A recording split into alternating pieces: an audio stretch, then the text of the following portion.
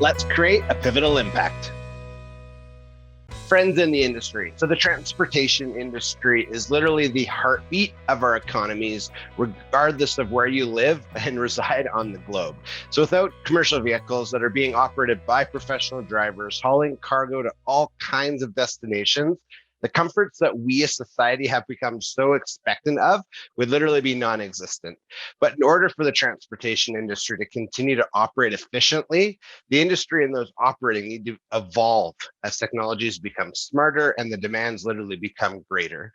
So I'm Josh Hannaberry, the host of the Truck Focus podcast, and our mission here on the podcast is simple. We're connecting transportation industry leaders to the industry to help create a pivotal change. So today, I'm really excited as I get to have a guy named Blair Jacobs, who's a specialized heavy-duty mechanic and a super truck racer from New Zealand, join the podcast. So during our conversation, Blair highlights his racing journey and talks about the differences between commercial vehicles that could be operated, say, here in Canada, but that need major changes to be performed legally in New Zealand, and highlights how the supply chain works there and so much more. So if this is the first time you've ever checked out the Truck Focus podcast, I really do welcome you to our community. And for those that are dedicated and constantly show up and listen, I just want to continue to say thank you so much for your investment of time. Make sure that you like this episode and share it out, but also subscribe to the channel that you're listening to. So I look forward to the impact that Blair and I's conversation is going to have. Let's get to it.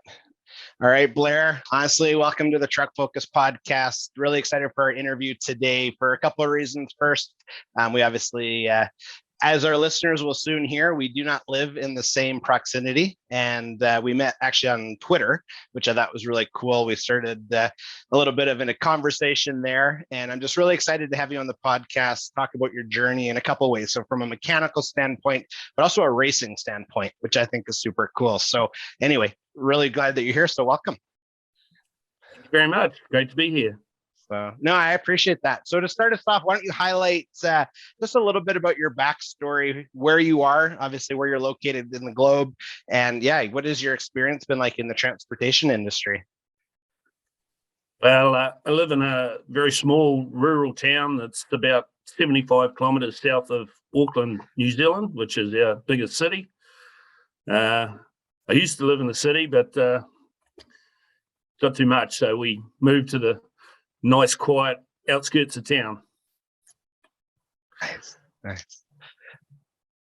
And I've been involved in the transport industry as far as alignments and suspension work for nearly 30 years now. I've seen lots of things come and go, technology change, the trucks change.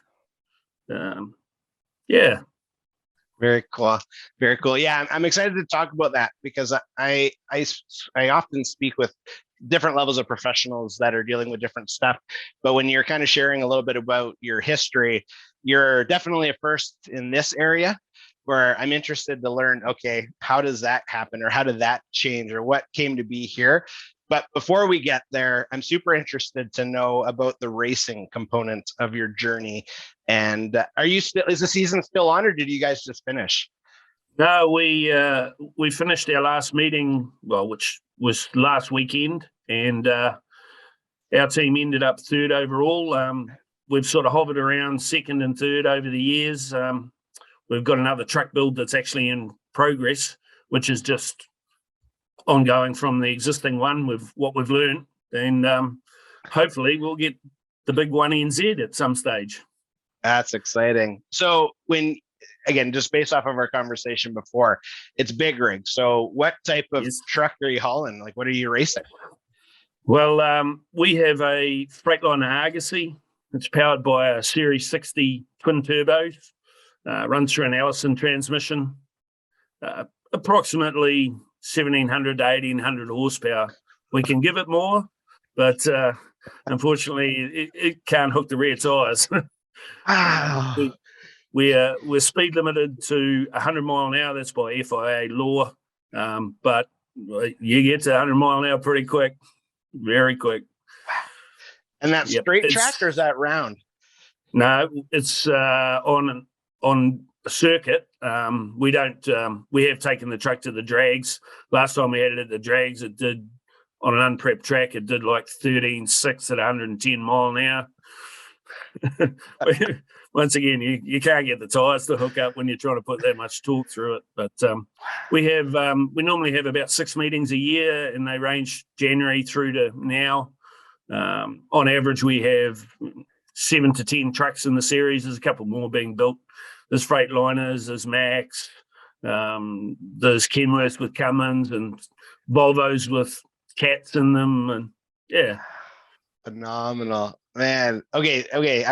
I can picture that now, because again, I didn't want to ask too many questions knowing we were going to have our conversation, but I'm like, how are you racing? Is it drag racing? But okay, wow, that is so much power. I'm used to, I think the most of these maybe 600 horse, not 1700. Wow, that's phenomenal. So what do the trucks do then when you're not racing? Like, do they stay in the shop kind of thing? They're not obviously used anywhere else. Yeah. No, they're a complete race vehicle. They're not. We don't drag a truck off the road and put it on the track. Although that 25 odd years ago, that's how it came about. It sort of started in Australia a little bit, and what they did was the local guys would go and unhook the tractor units and go and race them around for a weekend, and then go back to work on a Monday. But unfortunately, the rules and the evolution of everything it took that way away from it. Oh, I could only imagine. Just, you got to get from here to here, and you got 6 hours. Oh, that's easy, just with that much power. So, wow. So in order to race, then, is it because of your mechanical background that's how you got into it, or what was required? Well, when I first started doing truck alignments all those years ago, a company that we did work for had built one. So I ended up doing the alignment setups and the suspension setups on it, and it sort of evolved from there. And the people that had that truck sold it. And then I went and did a couple of other different bits and pieces, did some Trans Am racing and some sprint car stuff. And then a friend of mine who's got a Speedway saloon car decided that, hey, let's go truck racing. So he has a trucking company. He's got over nearly 20 odd, 30 odd trucks, trailers now. So it was just a natural progression. It's all a big fun thing. We're all mates. We all go and do, have a laugh and enjoy ourselves. That's the best part of it. Good. Yeah. A bit of winning. Right. Yeah, I was going to say winning is key. So is there sponsors and stuff involved, or is it all self-funded just because you love it? Part of it is self-funded. We just got a naming. Napa Auto Parts just come on board as a naming rights sponsor for the series. They're expanding over there, obviously, in the US, I believe, and in Canada they're quite large, but we haven't had that here. But they're getting into it. The race truck is primarily self-funded. We have partners on board that help out, like Allison Transmissions, Trans Diesel, bits and pieces like that, Kiwi Truck Tires. But it's mostly out of your own pocket. Yeah, that's fair. Have you heard of Hits Pass before? Do they have that over there, where it's basically a caged up car and you go to war? You go on a circular track and you hit each other and try and win. Do you have that? Yeah. We have those things over here. They're called stock cars. Okay. Super stocks. That was my experience a handful of years ago in the racing world. And when you talked about community, it's so true, where even though you're going to war, you're still helping each other out. And yeah, winning was always nice. But yeah, I used to tow them to the racetrack from where I used to live anyway. But yeah, I could definitely see the community part of that too. So that's really cool. That's awesome. So is that kind of are you still working as a heavy duty mechanic, like specializing in alignments? Okay, you do both. Okay. Yeah, I wondered that. Yeah. Yeah. Okay. It's the racing is a voluntary thing. My full-time job is truck alignments, trailer alignments, suspension work. I do all sorts of specialize in American pickup trucks and that sort of stuff. But that's what I do for a job 5 days a week. Wow. Yeah, I was going to ask. So again, from an import perspective, is there like say 3 specific make models that are really common in your area that you'd work on? Or is it anything and everything that you'd see, say here in Canada, you're also going to see like in New Zealand? Well, we're pretty lucky. We've got to the company that I work for now, where we're at a point where we do PD work or pre-delivery work for just about all the major manufacturers: Kenworth, International, Mack, Hino, Fuso, the list goes on and on and on, Iveco. So we primarily specialize in the new stuff. We do the over-the-road stuff as well, but generally it's probably 80% of all the new stuff, and it's nice and clean and tidy. Yes. Wow. So you've probably seen a massive progression over the last handful of years then, just with if it's parts, aerodynamics, technology, and tractors or whatnot, hey? Oh, certainly technology has moved along on the electronics side of it. But yeah, the evolution of how the trucks are built and what they actually go through to localize them for the New Zealand market. Our country is a small country, and like State Highway 1 goes from the top of the North Island down to the bottom of the North Island, and then from the top of the south to the bottom of the south. But 80% of that road is 1 lane each way, and that's our biggest freeway or highway as such. So there's even places where it's got 1 lane bridges. Really? So when you're modifying, oh, sorry, go ahead. Yeah, we the roading system is pretty old and is in need of regeneration, you would say. Trucks in New Zealand are way more than anything else. Like, we rely on trucks to transport everything. The rail system here over the years has slowly deteriorated to the point where if you ordered something from Wellington and you put it on a train, well, you wouldn't see it for 2 or 3 days. But if you ordered it on a Monday morning, you'd see it by Tuesday morning because it come on a truck. So trucks there's more and more trucks going on the road in New Zealand. And over the COVID period, what was happening was, because people couldn't get out, everything had to be ordered online. So everything had to be delivered. So the lead times, more and more trucks got put on the road. And it's hard, but it's, in this country, it seems to be the most efficient way of doing it. Yes. Yeah. Are you limited on like road speed? Because are you miles per hour or kilometers per hour in New Zealand? Kilometers per hour. You are? Okay, yeah, same here. So we're speaking the same language. Okay, so yeah, what would the highway speeds be like? 90 kilometers an hour. Okay. And then when you're, sorry, I forget the exact word that you use, but something comes inland, you're modifying them so that way they meet specific like rules and regulations in New Zealand. That's correct? Yes, that's correct. Okay, so is that for weight, or what's the what are some of the major things that you'd have to change? Well, as far as an alignment standpoint, up until about 3 or 4 years ago, all the trucks that were coming in were basically either had a Japanese, if they were Japanese based, they had a setup for Japan. If they were American-based truck, it's set for, left-hand drive. So all the settings on them are all the opposite way that we have, because our roads are very heavily crowned. Some of the Euro stuff. So basically, we had to do localizations on them, and there was periods in time where the first of the Freightliners, like the FLDs and the FLBs, the big old buses, they were only 6-wheeler tractor units, so they got lengthened. We had to add second steer axles into them, which met our requirements for getting extra weight on the road. It's all per axle.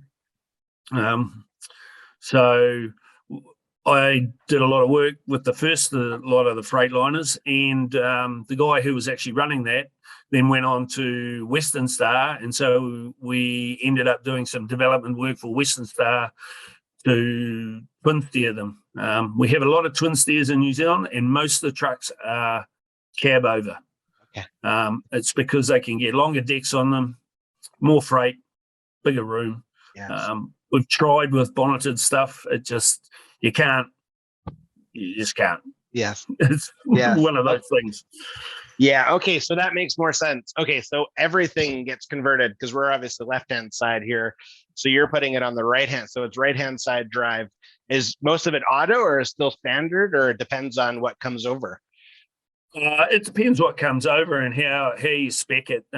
Obviously, some individuals like the manual, and I know for a fact that Dave West, the guy who owns the race truck, he specs most of his trucks with automatics because it's just easier. You can, if you can find a driver that likes autos, it's nice and easy. So. Yeah, that's true. Wow. Okay. So then when you're doing dual steer, what would the weight limit addition be by adding that second steer? Quite noticeable, so that way they can obviously haul more freight.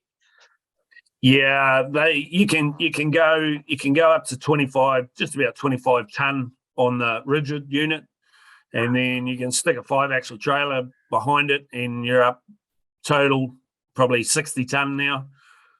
So a 5-axle, but yeah, so that's a complete unit. Wow. Steer and 5-axle trailer, and you can go to 60 ton.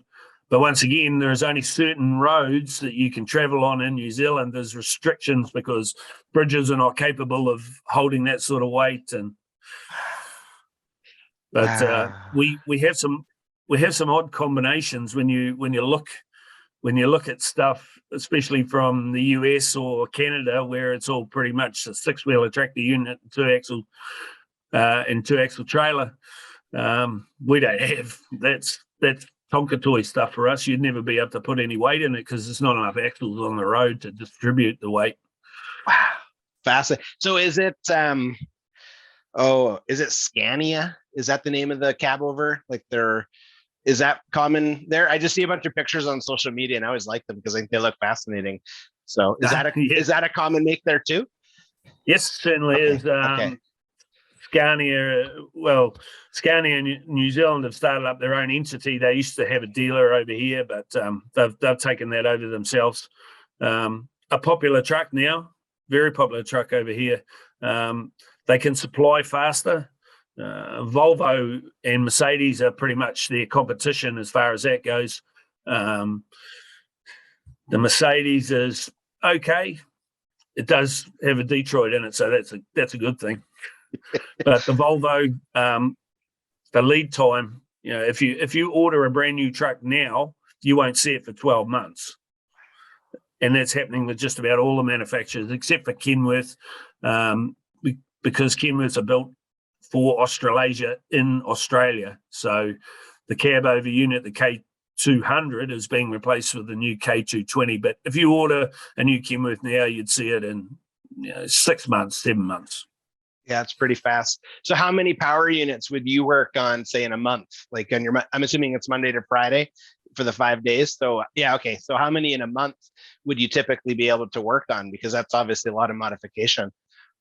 We've got most of the stuff pretty down pat. The Japanese stuff is extremely easy to do, and like on an average, we'll go through probably 10 to 12 units a day, 5 days a week.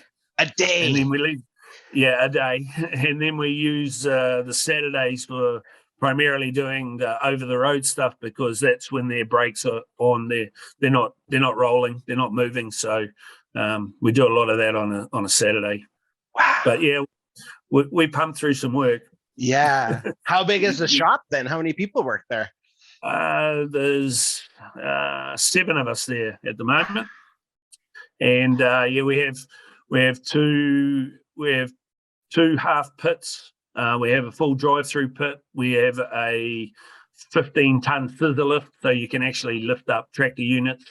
There's a new 4-post 20-ton lift on the way, a couple of extra machines. It's starting, it was quiet through the lockdowns, but the trucks still had to move, so they still had to be worked on. But now that we're out of these restrictions, work's starting to ramp up pretty hard, actually.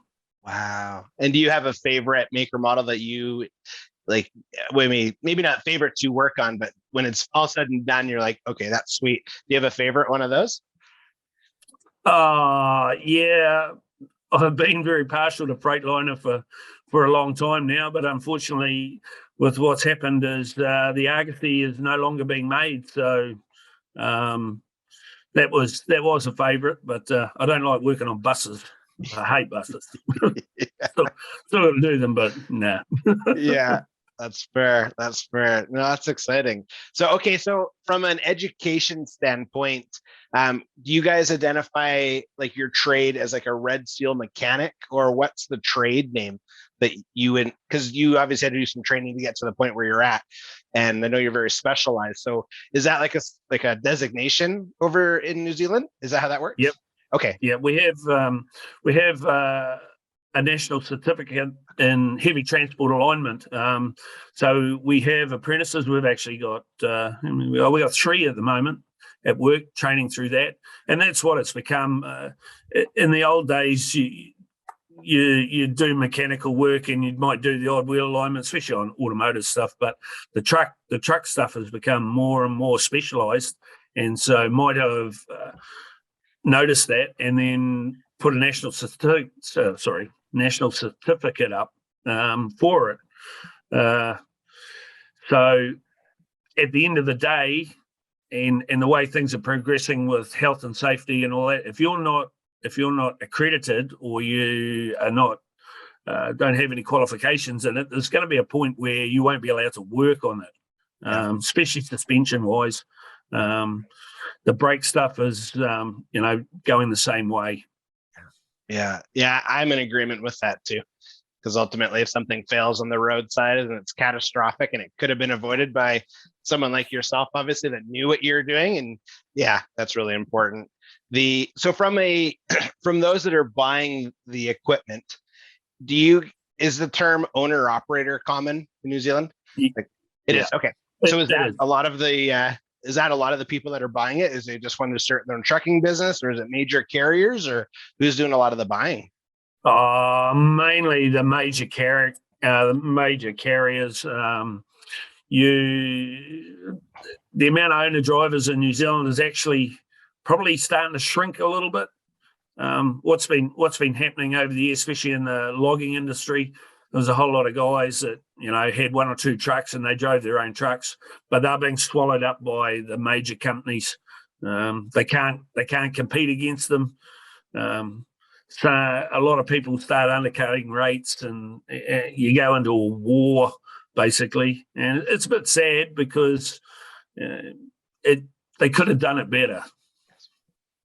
Yeah, we see that over here too, where it's either one big company buys out everyone, or a couple of big companies are just continuously to purchase. And then, when there's too many restrictions in place to do certain types of work, like port work here is really, really regulated. And you're kind of like, okay, like I can see why, but at the same time, I agree it could be done better, because you're wiping out like owner operators that were doing a great job for a fair price. So, okay. Yeah, no, it's an interesting thing though, for sure.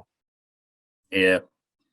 Okay. So from a mechanical standpoint, are you seeing more people like taking the designations, getting trained to become heavy duty mechanics, or is it kind of the same thing as in trucking? It's quite hard to find staff that are actually interested in it. What's been the general mechanical side of it? It's more technology based, where you're plugging in laptops and downloading stuff and trying to figure out fault codes and whatnot, because that's the way that the trucks are being made now.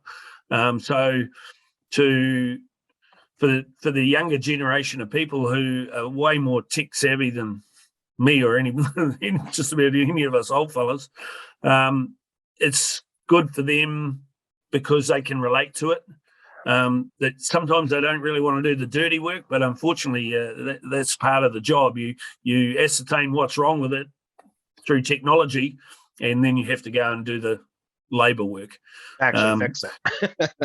Yeah, the truck alignments and the suspension stuff it's hard because it is heavy work, but it doesn't have, there's not a lot of tech involved in it. It is starting to go that way where you've got ADAS systems and all that in the European stuff, and lane departure stuff that has to be recalibrated when you've made alignment changes. And so we're slowly starting to get into that, but keeping young people focused with technology is probably the main thing to make the industry move forward and to create staff who really want to work on it. Yeah, we're seeing a lot of that here too, especially as more and things get plugged into your computer, and predictability, and it's educated guesswork on what needs to be repaired and when. So I could only see that globally becoming more and more popular. But you're right, though, the thing's still going to have to get fixed, or it actually has to get aligned. It can't just be enter a couple of codes in the computer and it's going to do it for itself. So it's definitely a specialty trade for sure. Certainly. Yeah. So sorry, go ahead. Yeah, I'm slowly learning technology myself. We with the racetrack, we have a unit that we've got inside that monitors GPS tracking, so to carry our speeds. But you can actually download into a computer now, so I can actually look at all the data as far as where the truck's positioned and acceleration facts and lateral Gs and all that sort of stuff. And Dave's young fella, Ricky, has been, and he's he's just turned 18. He's been driving the truck on the odd occasion, and he's the person that likes to look at the data, and you can understand it, and he can understand it, and he learns from that. So that's a good point. I still got to get my head around most of it, but you got to work on it. Yeah, I could imagine though, if you're trying to, I could take that curve better, I could accelerate smoother or whatever it is. Yeah, you can definitely see using data that you have available for that. So interesting. Okay, that's another interesting point in the racing community for sure, where I can see that also being adapted just if it was cars or track or anything like that too. So from the racing perspective, is there like a website or anything that I could share for myself and for others to see? Yep. I just need to check it myself. It's on Facebook. It's New Zealand Super Truck Racing, and we actually have our own one as well, which is Dave West Motorsport. Dave West Motorsport? Yep. Okay, I'll make sure I'll grab those links, and then I'll make sure to include them in the show notes, because I know from a listings perspective, they're going to want to check that out too if they've never seen it before. So I think that's really cool. So one of my favorite questions when we're talking about industry, obviously it is the Truck Focus podcast, and a big part of trucking is professional drivers. Obviously, being a driver, you're a professional driver to the extreme, because again, that power is nuts. So what is if I can ask your favorite thing, and you can answer however you want, but what would your favorite thing be about the trucking industry as a whole, when you're thinking about the people involved? Obviously, most products in New Zealand are moved over truck. What do you say would be your favorite thing about the entire industry?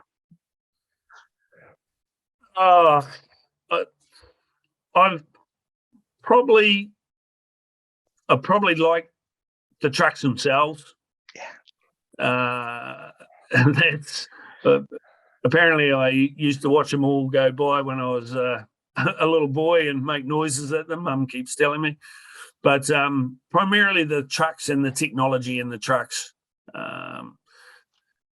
Drivers, you get good ones, you get bad ones, but primarily the evolution of the truck itself.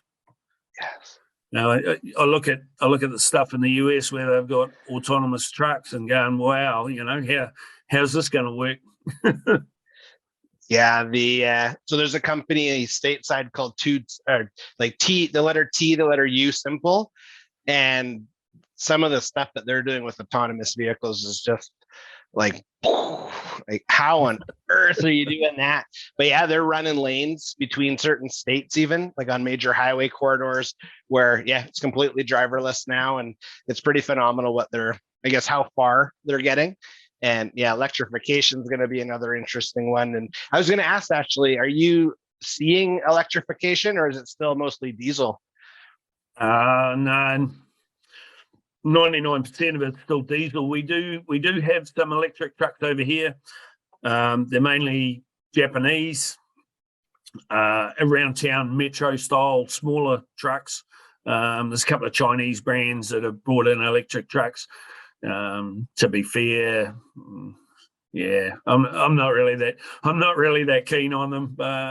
Interesting to see the hydrogen cell Hyundai. That's here at the moment. It's actually just around the corner from the workshop in their area, just to see how that would actually work. But yeah, electrification. It had because the trucks have got to go so far. Like you know, around town stuff is fine, but line haul stuff where you hop in the truck and drive for 7 hours.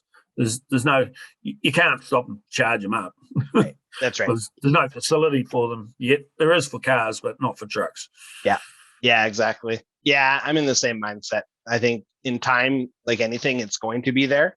And I like watching the hydrogen process. I'm pretty involved with a couple of people that are really seeing that in my province here in Canada, where to me, I like reading the news reports and I like getting the updates. And I think that direction is cool. But yeah, it's interesting to see where where things in industry are going and how fast.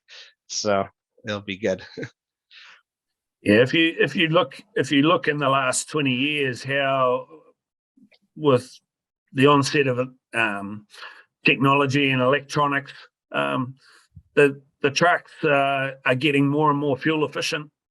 That they're getting more powerful, and they're getting more fuel efficiency out of them. You know, in the old days, if you had 25 ton and you were pulling it with an old 855 Cummins, you'd be chewing through petrol left, right, and diesel left, right, and centre. But now 700 horsepower, you're using less, and your weight's tripled. Just the efficiency of the engines and the manufacturers of how they've gone about it. Yes. Yeah, Cummins, I would assume it's everywhere, but I'm familiar with the one in Canada. Well, Cummins and International actually are in Avistar. They created the, oh shucks, can't remember now. It's called the A15 or AX15 or something. And you're getting like 6.5 to 7 miles per gallon. And I'm like, okay, like it's the right direction for sure. Cause I'm assuming same as in your neck of the woods, fuel is not cheap. And it's just continuing to climb. And you're kind of like, is there no cap? But yeah, I think efficiencies are key. Aerodynamics obviously help, but also a safe, maintained vehicle is a huge part of it too. So yeah. Most certainly. Yeah. Most certainly. No, that's well, I won't lie, Blair. I'm really excited. And if those are watching on YouTube, you would have seen my jaw drop as far as it's ever been when you said 1,700 horsepower, because I didn't expect that. I was like, holy smoke. So but I'm super grateful for just the fact that you've been in our industry for a long time and you've been able to really just see the changes, and you obviously still lead with a great attitude. You're involved in multiple facets, and I'm just super grateful that we were able to get you on the podcast too. This was a lot of fun. So I really appreciate it. No problems. Yeah.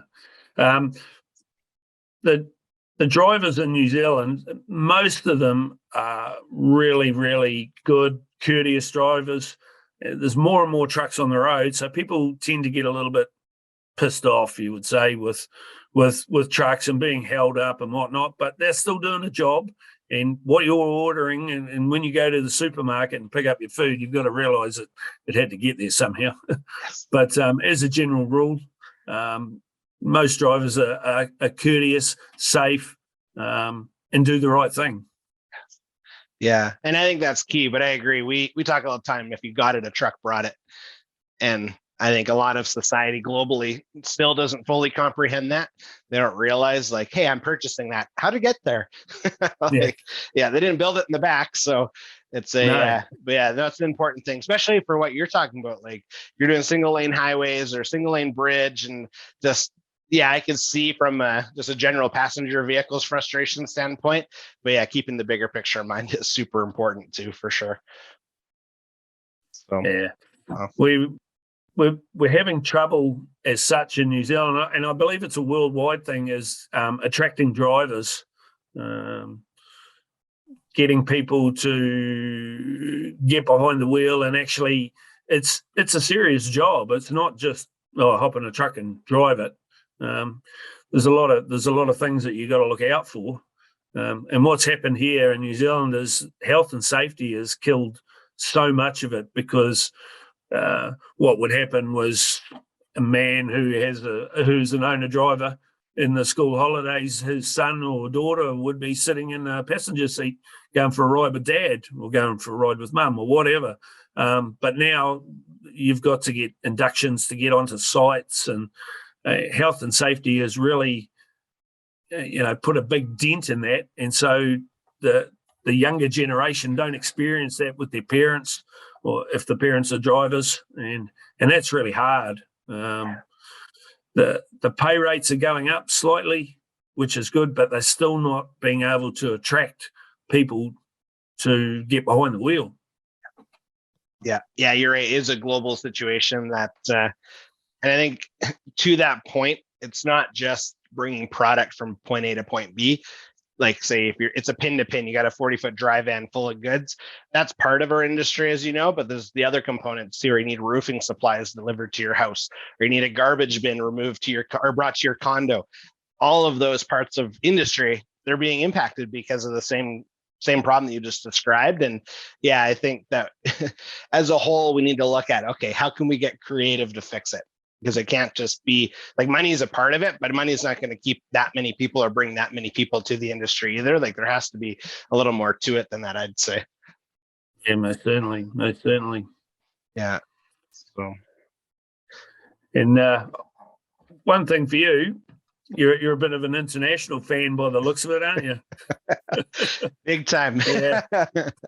Yeah. Well, those big cab overs, the 9800s, are actually made here in New Zealand. They're assembled here in New Zealand.